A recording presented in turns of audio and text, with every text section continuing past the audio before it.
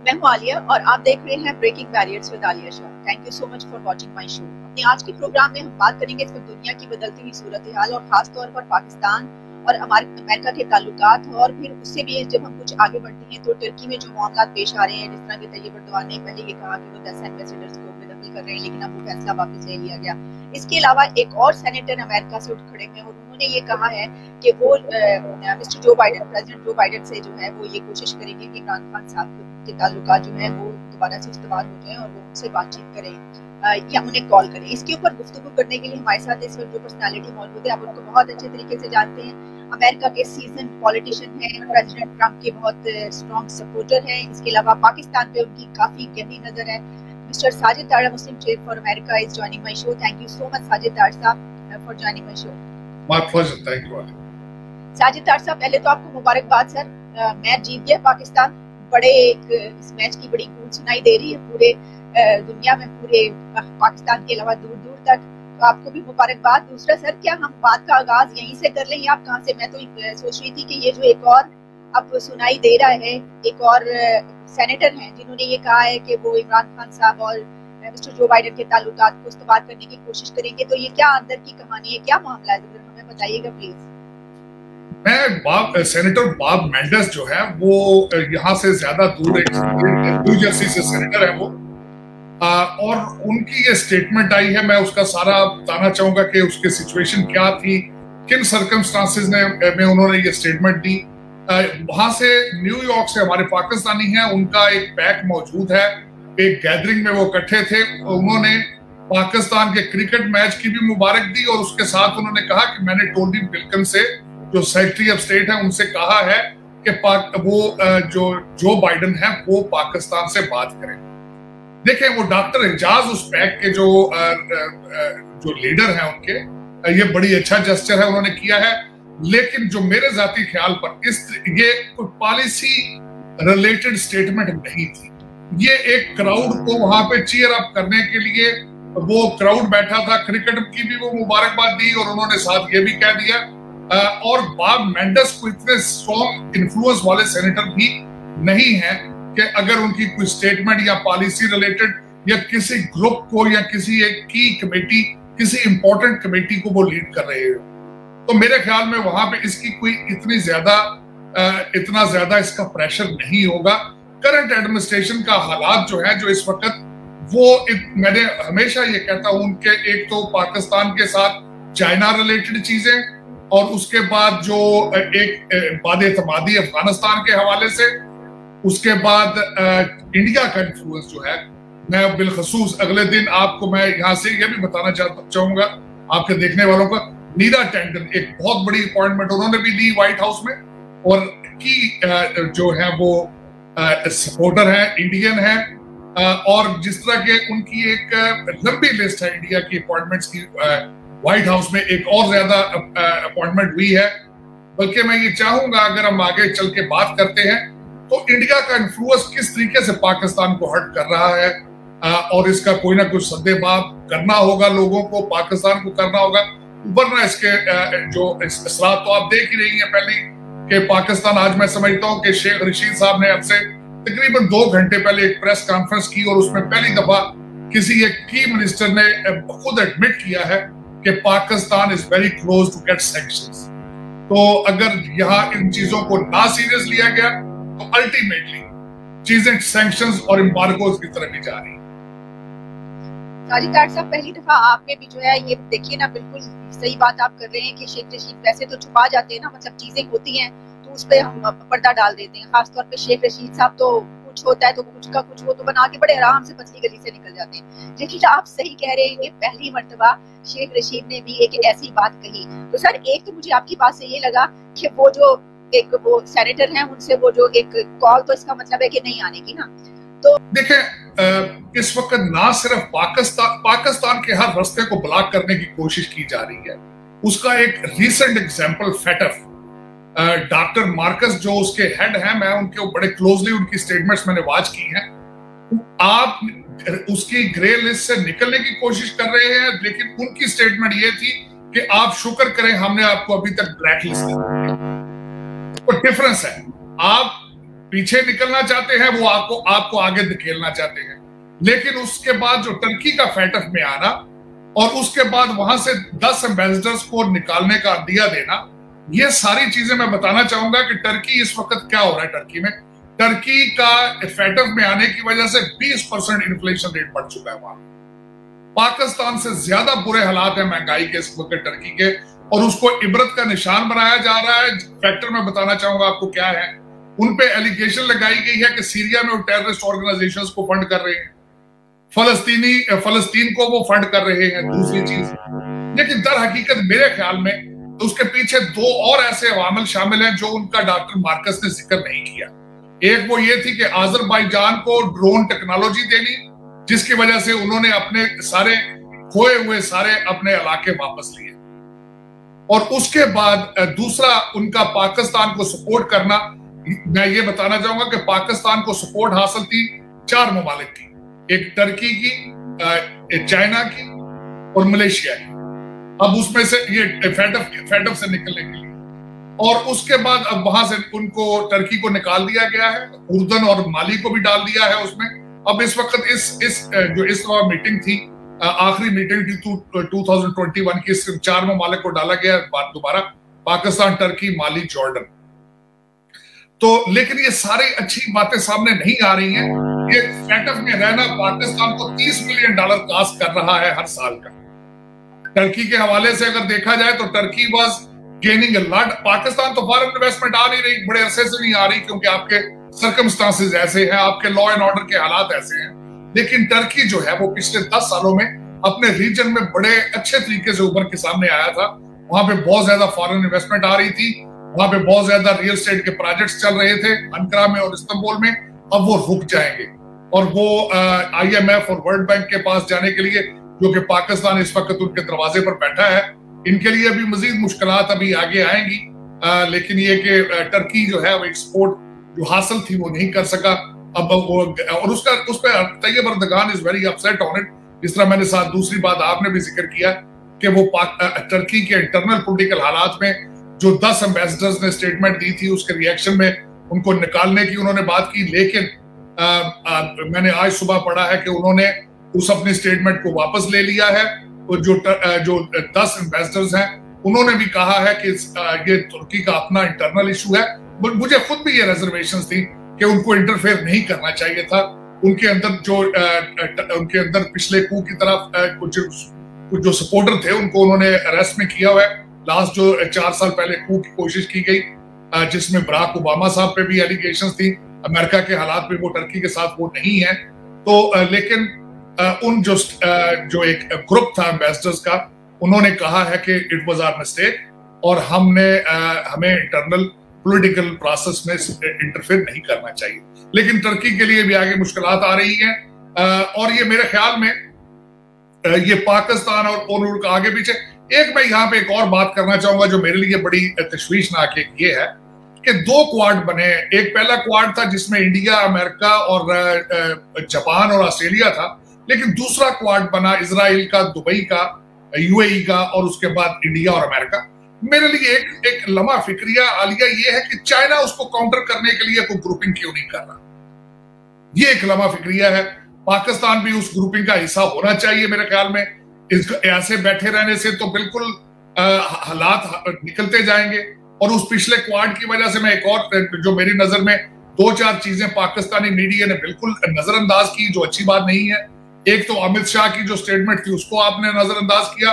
दूसरी back stabbing जो है वो UAE ने की है दुबई जाके कश्मीर में इंफ्रास्ट्रक्चर बिल्ड करने की। इसको भी आपके मीडिया ने बिल्कुल नहीं उठाया। आपके अंदर इस वक्त TLP और DGISI की वजह से मेरा ख्याल में और महंगाई की वजह से आप जो है वो बिल्कुल ही आपके इंटरनल मैटर्स ठीक हो तो फिर एक्सटर्नल मैटर्स पे तवज्जो जाती है। इंटरनल मैटर्स का तो आप हाल देख लीजिए ना। आप खैर अल्लाह करके DGISI का जो मामला है वही हुआ, वही जो एक नाम था उसी को अब फाइनल कर लिया गया और वो 20 तक जनरल फैज रहेंगे और उसके बाद जो है वो उनकी यही करना था। तो दुनिया में जग हसाई की क्या जरूरत थी?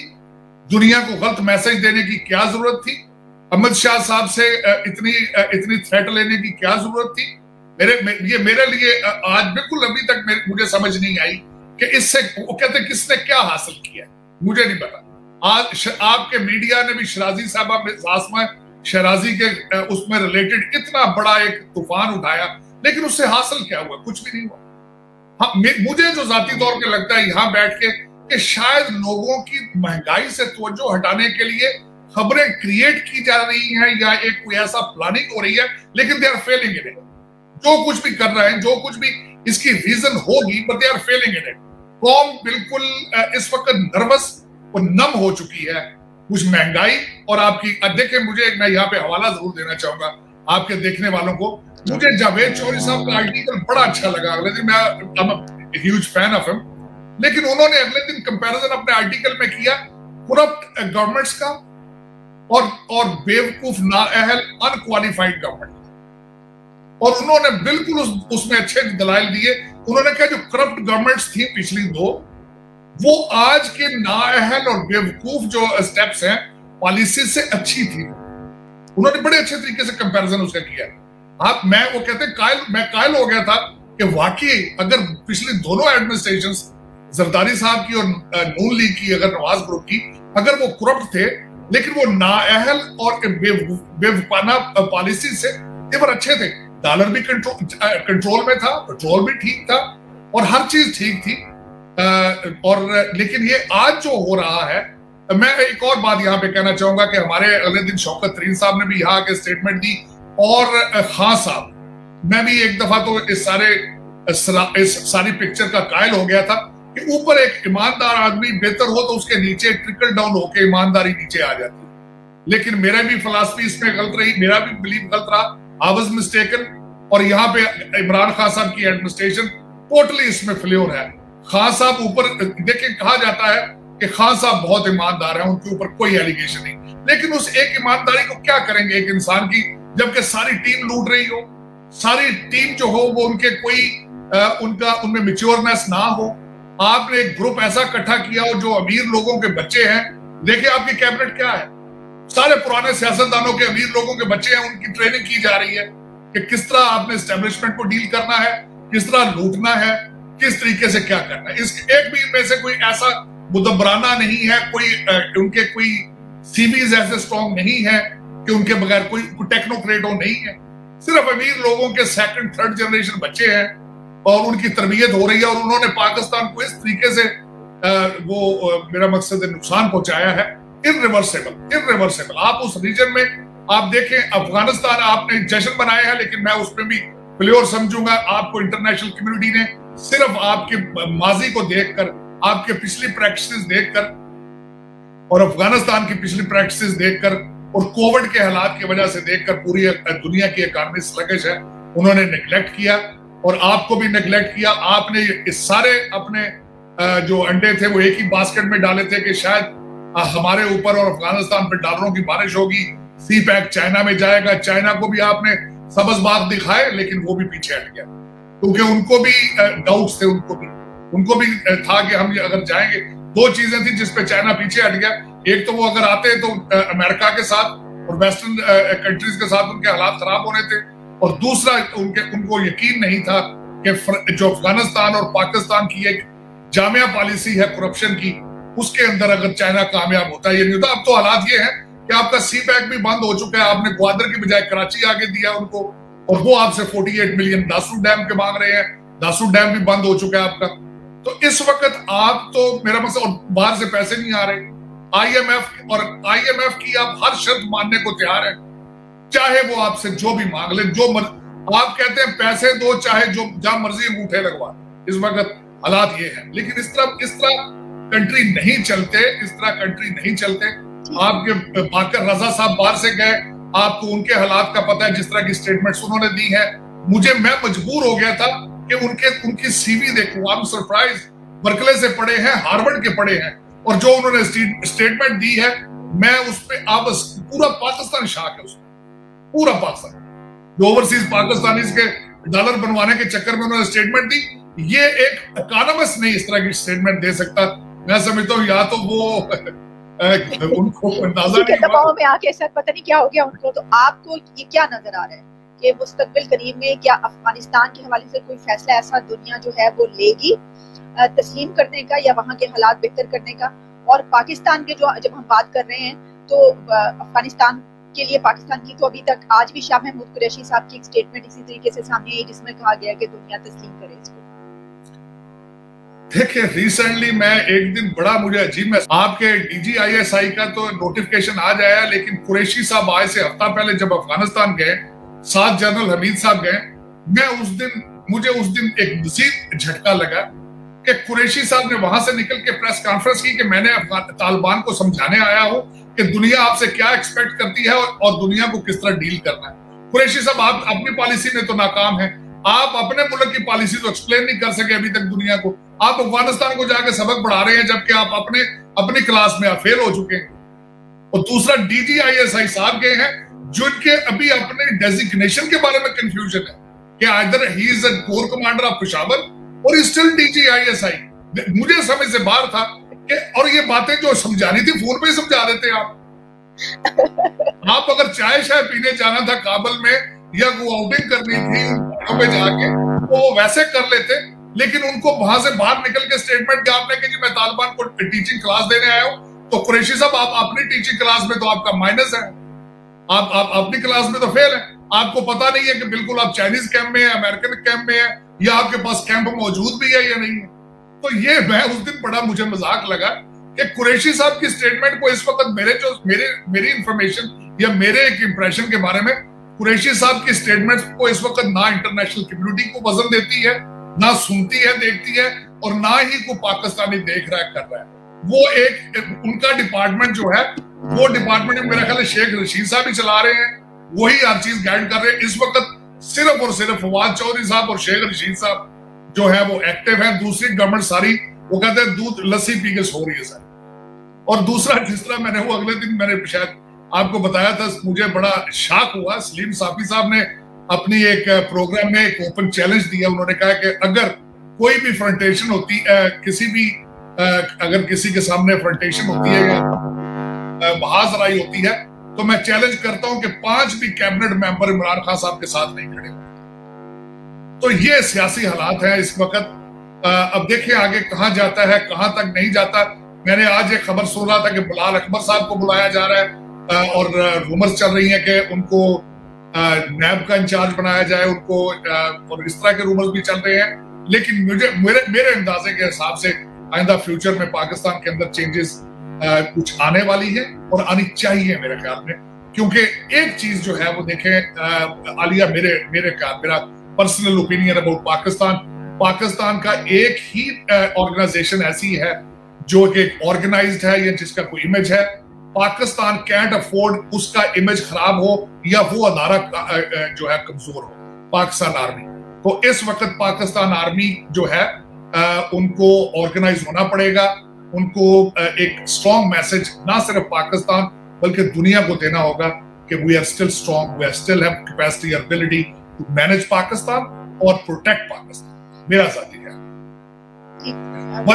वरना जो अंडर गिवन सर्कमस्टांसेस, तो बाहर तो इमेज यही आ रहा है कि बनाना रिपब्लिक है, बाहर तो यही आ रहा है कि अदलिया, ब्यूरोक्रेसी, एस्टेब्लिशमेंट, सारा कुछ they are running on different directions, no coordinations, no organisations, economic fail है और बड़ी जल्दी things will getting out of the control. लेकिन somebody has to step up और ये एक इसको चार्ज लेना पड़ेगा। इसी के अंदर से एक और बात ये भी निकली कि जो पाकिस्तान है वो ये चाहता है कि भारत से जो है वो ताल्लुकात नॉर्मलाइज करवाए जाए अगर ये एग्रीमेंट है इसके नतीजे में भारत से जो है। तो क्या आप इसको कैसे देख रहे हैं? पाकिस्तान क्या हासिल करना चाह रहा है भारत से, भारत क्या हासिल कर सकता है, और क्या अमेरिका जो है और पाकिस्तान के ताल्लुकात फिर एक अच्छी डगर पर चल निकलेंगे? ऐसा कुछ नजर आ रहा है? दो चीजें मुझे जो नजर आ रही हैं वो एक बिल्कुल वो भी एक स्टेटमेंट। देखिए ये मेरे लिए न्यूज थी कि पाकिस्तान की एयर स्पेस तो वो पहले भी यूज कर रहे हैं। उसी आर्टिकल में उन्होंने ये बताया कि we were using Pakistan air space, लेकिन उसमें एक चीज थी कि पाकिस्तान उनसे मेमोरेंडम ऑफ अंडरस्टैंडिंग साइन करना चाहता है, उसको ऑर्गेनाइज करना चाहता है या शायद उसके बदले पैसे चाहता है। या और एक ये चीज थी कि इंडिया के साथ रिलेशनशिप इस वक्त जो है वो जो कंटीजेंट है, एक तो 7 स्टेटों में इलेक्शन है 2022 में, मार्च में इलेक्शन है 5 स्टेटों में, 2 और स्टेटों में 2022 में इलेक्शन है, तो उसकी वजह से इस वक्त पाकिस्तान के साथ रिलेशनशिप नॉर्मलाइज करना India can't afford it politically. और दूसरा, आज भी स्टेटमेंट खान साहब ने मेरा ख्याल कल दी है सऊदी अरेबिया से कि कश्मीर का मसला अगर इंडिया हल कर दे तो हमारे रिलेशनशिप बेहतर है। एक यूजलेस सी एक स्टेटमेंट है, पॉलिटिकल स्टेटमेंट है, उसको ना इंडिया चाहता है, ना चाहेगा, ना हो सकता है, ना सोचा जा सकता है। तो ये बिल्कुल नहीं है, लेकिन ये कि मेरे लिए ये लेकिन बात फिर दोबारा कि पाकिस्तानी मीडिया ने, क्योंकि शायद उनकी प्रायोरिटीज कुछ और थी, इस वक्त पाकिस्तान का सबसे बड़ा चैलेंज तो देखें टीएलपी है। हर दूसरा शहर तो मफलूज हो चुका है, इस्लामाबाद में तो लोग डर खौफ से अंदर बैठ चुके हैं और इस वक्त बिल्कुल अनसर्टन है। शेख रशीद साहब ने आके कह दिया कि फ्रेंच एम्बेसडर के ऊपर बात नहीं हो सकती, वाकई नहीं हो सकती। और इस पे अब उनका रिएक्शन क्या होता है? टीएलपी का सबसे बड़ा मुतालबा यही था फ्रेंच एम्बेसडर का। तो एक बड़ा कंफ्यूजन सा है और इन हालात में आप इंटरनल चीजों पे तवज्जो दें। आप इंडिया और कश्मीर के बारे में इस वक्त अगर आप सोचेंगे तो वो तो बहुत एक अजीब सी बात लग रही है, लेकिन देखिए क्या होता है। लेकिन वो CNN का आर्टिकल था, उसमें कई लोगों के लिए शॉक था, लेकिन मैं एक्सपेक्ट कर रहा था कि पाकिस्तान में माजी में भी इसी तरह की चीजें हुई हैं। अमेरिका ने चीजें कम मांगी हैं, लेकिन आपने ज्यादा दी है। उसी रेफरेंस के साथ वो आपकी एयर स्पेस यूज कर रहे थे और आगे भी करते रहेंगे। मेमोरेंडम ऑफ अंडरस्टैंडिंग आप साइन करें हो या ना, क्योंकि ultimately still the US is the sole super power of the planet. Thank you so much Sajid Dar साहब, बहुत बहुत शुक्रिया आपकी कीमती